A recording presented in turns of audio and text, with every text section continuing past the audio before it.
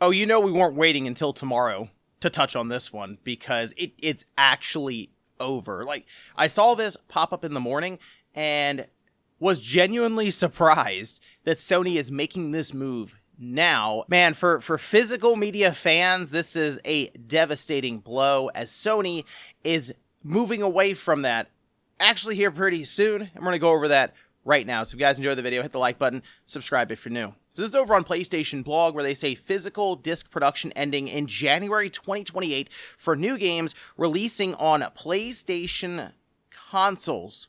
In response to shifting trends and consumer preference, new games will be released on PlayStation Store and at retailers in digital formats only. So that means code in a box, clearly. So what we're seeing with Grand Theft Auto 6 is what I assume to be just the way forward now when it comes to these big PlayStation releases starting in 2028. And I assume they're starting in 2028. That's probably the year now, I'm guessing, that the PlayStation 6 is coming out. Technically, it could come out at the end of 2027. And, we're seeing GTA 6, I figure, go along with this setup here. And that's what we can expect from PlayStation 6 games, but also, to a degree, PlayStation 5 games, to where you go to the store. There is a box on the shelf. We'll see if they stick with that for the PlayStation 6, but you buy it, and then there's a digital code that you just redeem on the storefront. Okay, it says, as consumer preferences and the broader entertainment industry shift away from physical discs to digital, physical game disc production for all new games releasing on PlayStation consoles will be discontinued starting January 2028. Following this date, new games will be available on PlayStation Store and at retailers in digital formats only. This transition has no impact on games that already released or will be releasing prior to January 2028 in disc format. This is a natural direction for Sony Interactive Entertainment to adapt to consumer trends as the general preference for digital media significantly outpaces physical discs. This transition will enable us to align more closely with how most of our community prefers to access and play games today. We'll continue to prioritize our resources to drive innovation on player. Okay, so along with this, they did announce that we'll see the Vita and PlayStation 3 stores close over the course of the next year or so. We'll touch on that more tomorrow in Newswave, as I'm sure this right here, this physical game topic, will also be something we'll cover, because I imagine the reactions for this are crazy online right now. And I literally saw this, I was like, okay, let's go through this now. Let's get this all set up. And so this is going up pretty soon after Newswave, I guess. So I guess check out Newswave if you want to see some other video game news that I'm sure is being completely overshadowed by this right now. But there are several things to this, okay? So the way that Sony is phrasing this here, they are making it seem that this is just a benefit for the majority of gamers out there on PlayStation right now, as they mention adapting to consumer trends, right? That's the general preference for digital media significantly outpacing physical discs. And that is true. We've talked about this. I've mentioned the writing has been on the wall for physical media for quite some time. We get the reports from Sony that they have nearly hit 90% at times, and depending on which quarter you're looking at, for the physical to digital split.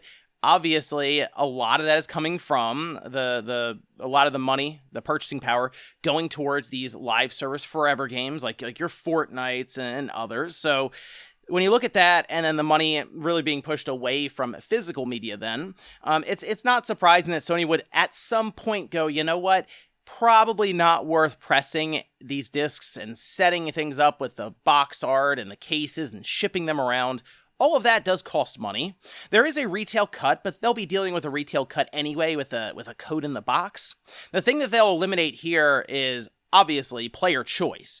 So there is a used market out there that you can tap for physical games right now on the PlayStation 5, the PlayStation 4, and so on. And even going very far back, the PS1, the PS2, those physical games, I saw a ton of them at Too Many Games just recently. Still work fine. You can buy it, pop it in your system, and play it. Now, we have transitioned somewhat away from the idea that every game is on the disc for the PlayStation. There are many times where a game comes out and it needs a significant patch day one for the game to just function correctly, right? That is a thing, I understand. Or some cases, you get the Call of Duty effect where it's like a a game disc key, right? Like a game key disc.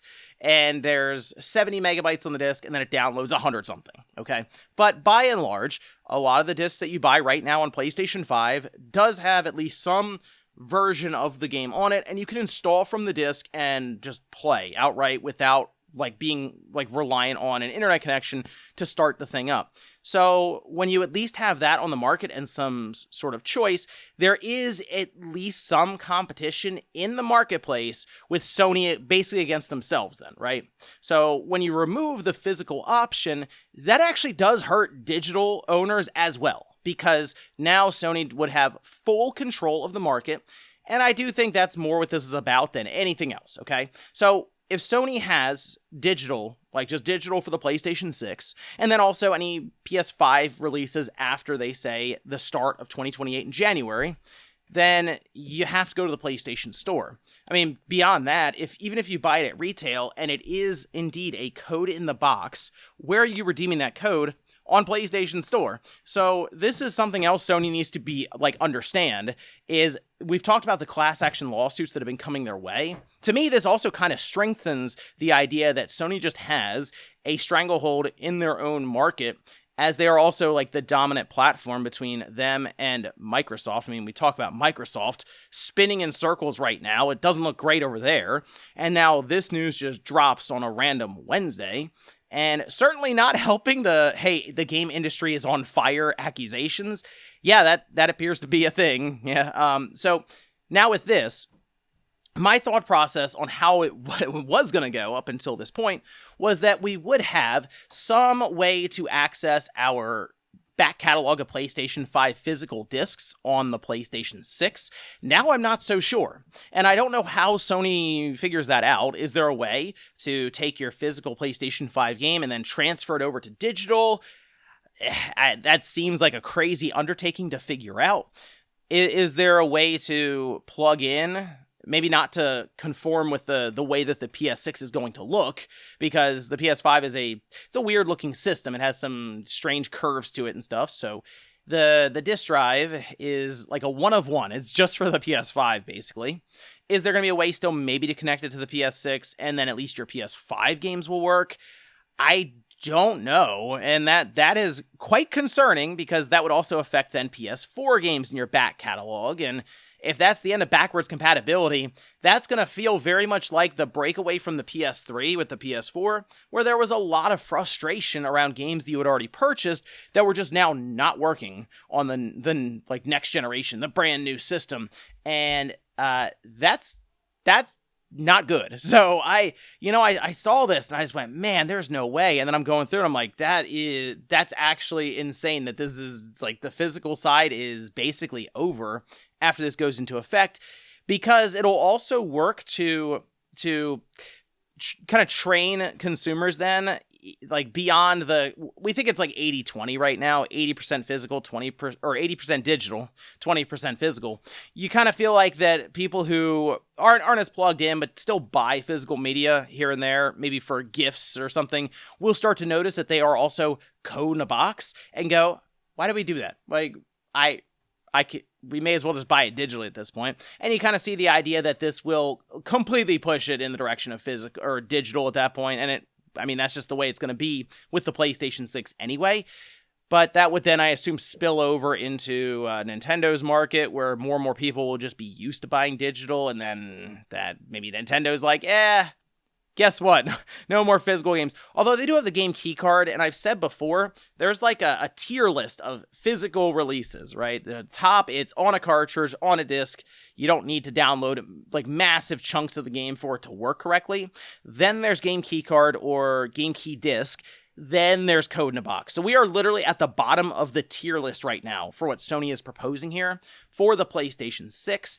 And that is quite concerning.